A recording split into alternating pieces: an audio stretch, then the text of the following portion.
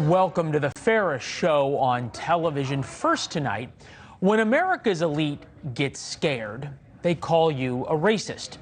Case in point, the current attempt to smear country music stars and, by extension, their fans as racists.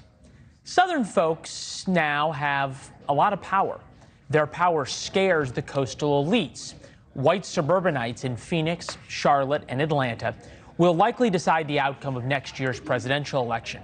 They generally eat barbecue, own guns, and listen to country music in far larger numbers than suburban Northerners. But the power of country music culture extends to the suburbs of Pittsburgh and Philadelphia, Detroit, and Milwaukee, the other places that will decide the 2024 election. And the power of country music culture goes way beyond guns and barbecue. Just ask Bud Light. Bud Light, of course, hired a transgender influencer and saw their sales drop by 25%. Michigan country star Kid Rock started a revolution, and 5 months later, the story of Bud Light still won't go away.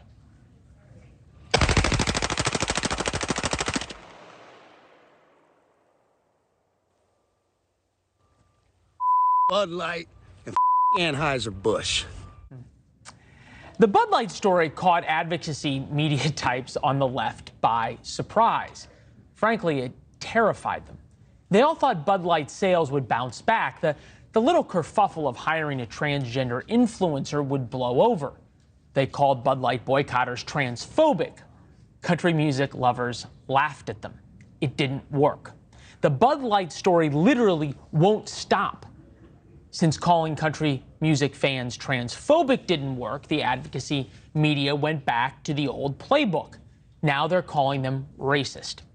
Luke Combs covered the legendary song Fast Cars by Tracy Chapman, and that became evidence of racism. Washington Post reporter Emily Yar linked to her article, writing, as Luke Combs' hit cover of Tracy Chapman's Fast Car dominates the country charts, it's bringing up some complicated emotions in fans and singers who know that Chapman, as a queer black woman, would have an almost zero chance at that achievement herself. Small detail that we should put aside. 35 years ago, Chapman's version of Fast Cars was nominated for 3 Grammys, and her song was an enormous hit.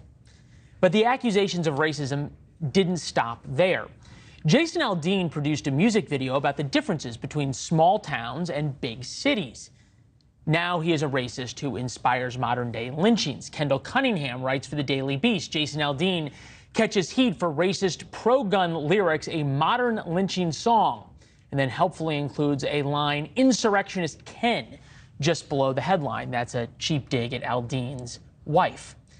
So if you like Aldean's song, you, by extension, are a racist and an insurrectionist. On its face, the charges are preposterous. Luke Combs' cover of Fast Cars made Tracy Chapman a ton of money in royalties, and evidently poses the unusual form of racism where a redneck idolizes and honors a black lesbian. In fact, Chapman said she loved it. Admittedly, the Jason Aldean situation is a little bit more complicated. For reference, just so we're all on the same page about the racist music video that inspires lynchings, we'll let you see some of it. Sucker punch somebody on a sidewalk, carjacking old lady at a red light, pull a gun on the owner of a liquor store. You think it's cool, act a fool if you like, cuss out a cop, spit in his face, stomp on the flag and light it up. Think it's tough.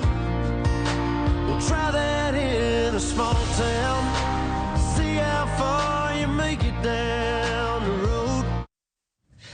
I know what you're thinking. We must have cut the wrong part of the song. We, of course, meant to cut the racist part that uses the N-word and talks about lynching, just like the Daily Beast said, except that part of the song doesn't exist. We listened to the whole song. We read the lyrics. Mostly, it's about the different consequences of robbing liquor stores and carjackings in a small town versus big city. That is undeniably true. But it didn't stop Chris William in Variety. Quote, Jason Aldean already had the most contemptible country song of the decade. The video is worse. And this is where it gets interesting. Dare to sing about a small town, and suddenly you are contemptible. Contemptible almost sounds a little bit like deplorable. And calling voters deplorable didn't work out well. Remember what the Daily Beast said, racist. This brings us full circle to suburban whites in places like Atlanta, Pittsburgh, Charlotte. They are powerful. They listen to country music. That terrifies Chris and Kendall, who speak for an entire group of reporters on the East Coast, and the West Coast for that matter, too. When America's elite gets scared, they call you a racist.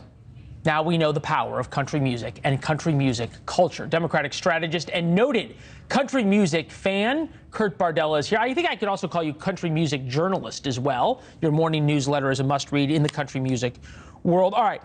A friend and I were talking this morning about what's happened with Luke Combs and Jason Aldean and put all these dots together. Are we connecting too many dots here?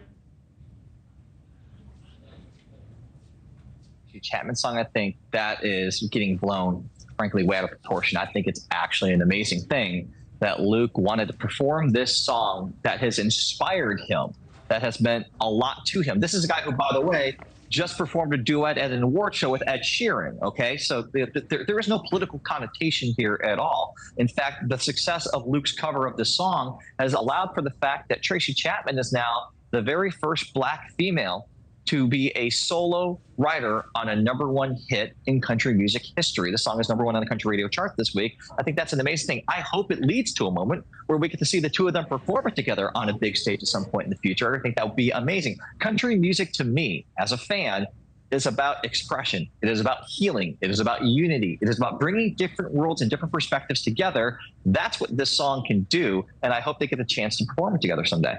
All right, can't argue there. I would certainly go to that concert. I think a lot of us would. But really, I think about the country music fan base and people from small towns, the rural versus urban divide in America. How do we deny that rural America now is playing an enormous role politically? Oh, I think it is. And I think that this has frankly been a blind spot for the Democratic Party for many years of how do you communicate with this segment of voters. And I can tell you, Leland, the thing that you don't do when you're trying to win a persuasion argument is start off by saying, even though I disagree with you, I'm going to call you a racist. I'm going to make stereotypical names about you. I'm going to make assumptions about you.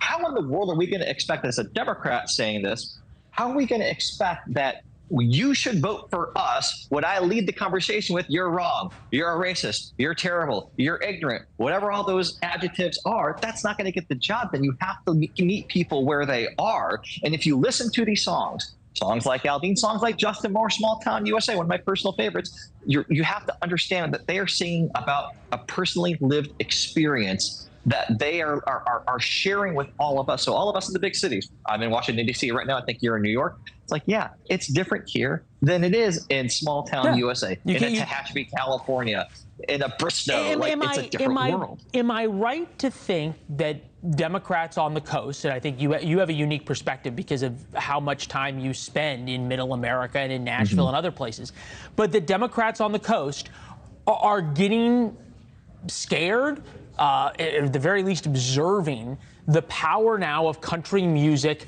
culture, and that the Bud Light moment for whatever reason it happened, but the Bud Light moment sort of woke up the Democratic establishment or the Democratic elite and their friends in the media to this concept that country music fans have an awful lot of political power and they care and they're willing to exercise it.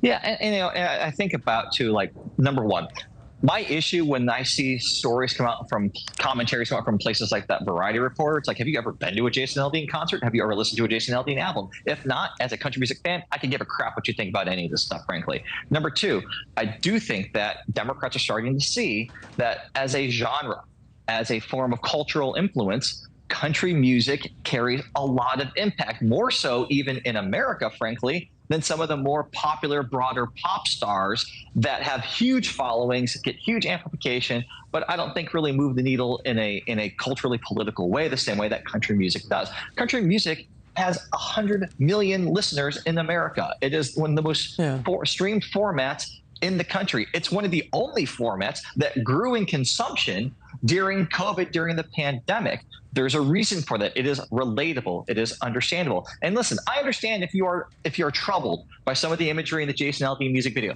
Personally, I am too.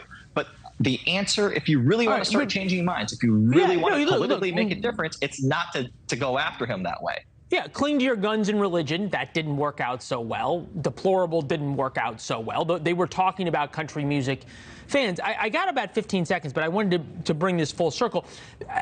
Culturally significant doesn't really describe pop music, but it does describe rap music and R&B and hip-hop culture. And you think about some of the examples of violence in rap songs, Ice-T on Body Counts, Cop Killer, the Notorious B.I.G., Gimme the Loot, Rick Ross, Put Molly in all her champagne, She Ain't Even Know It, I Took Her Home and I Enjoyed It, She Ain't Even Know It, otherwise known as raping someone. Cardi B's lyrics, which we can't even share on family-friendly television to some of her songs, but we've put enough asterisks there that it's up on the screen. So why does that not engender the same kind of response of it is inspiring violence, it's inspiring and glorifying rape from these very same people who are clutching their pearls over Jason Aldean and video of people rioting? Listen, I've said this before, and I'll say again, I think that country music gets held to a double standard because I think the media that writes about it and judges it has no earthly idea what they're talking about and have never spent 5 minutes in a country music concert or in a country music environment. Kurt, like you didn't suddenly become a Republican again, did you? No.